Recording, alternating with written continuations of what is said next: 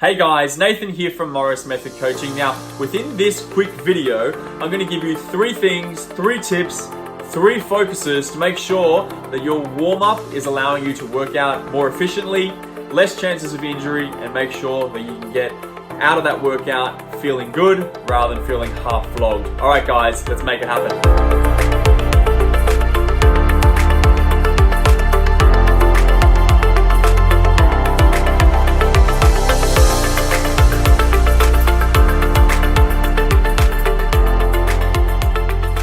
Welcome back to the Morris Method channel. Now, if you guys haven't hit subscribe just yet, if you're interested in endurance training, lifestyle habits, or even you have weight loss goals, you're going to want to go ahead and hit subscribe so you don't miss our next video. Now, I'm going to give you the 3 tips, 3 focuses right out of the bat so that you can improve your warm-up. The first one's going to be mobilize. The second one's going to be heart rate.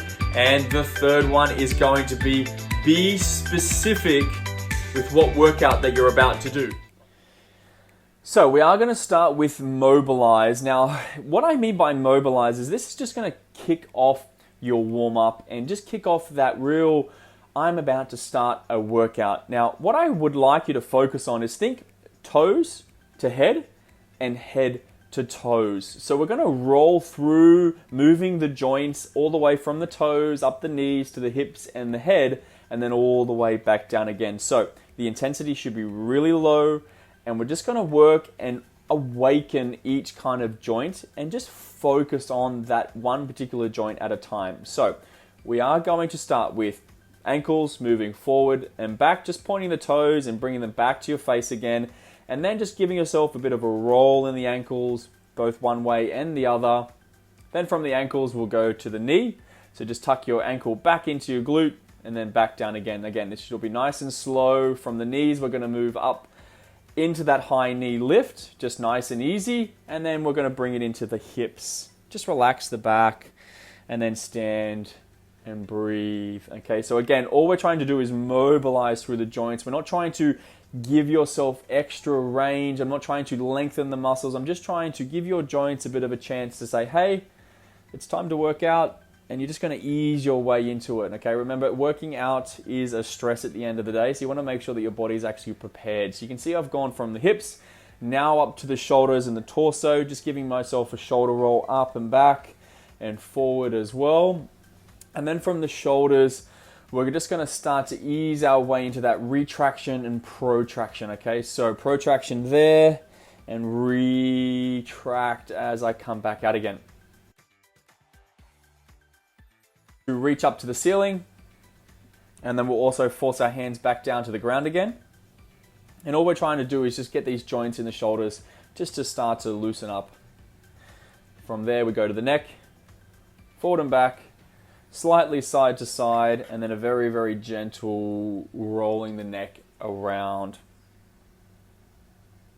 So we've gone from the toes to the head. And now we're just going to slowly work our way back down again. Now, the intensity of this is very mild. You can see how comfortable I am. I'm just starting to move through the joints. And all I'm now starting to do is just give my torso a bit of rotation, but I'm also getting retraction and protraction in the shoulders again as I move from side to side. Okay, working all sort of angles, literally just trying to say, hey, body, time to start working out. Working back from the torso down to the hips.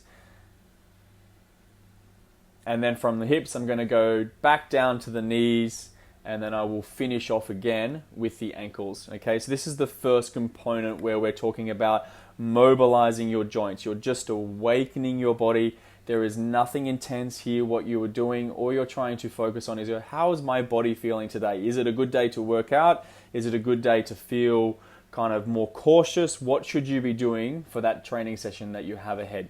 Now, getting into the second component, we're going to go through the same sort of muscle groups, but we're going to just bring that heart rate up a little bit. Now, depending on where you are, either you're at home, you're at an oval, or you're at the gym, there are going to be different ways that you can do this, but me just being at home, I'm going to have pretty much my body and a skipping rope at hand. So, the impact is going to lift a little bit. The heart rate's going to come up a little bit. As you can see me here moving just slightly faster.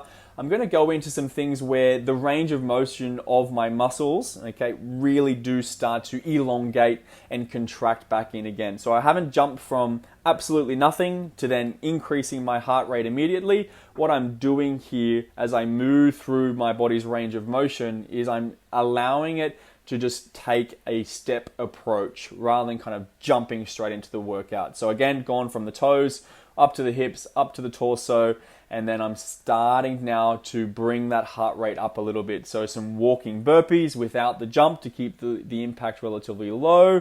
And then once you feel like your heart rate is starting to lift, you can go into something like a skipping rope.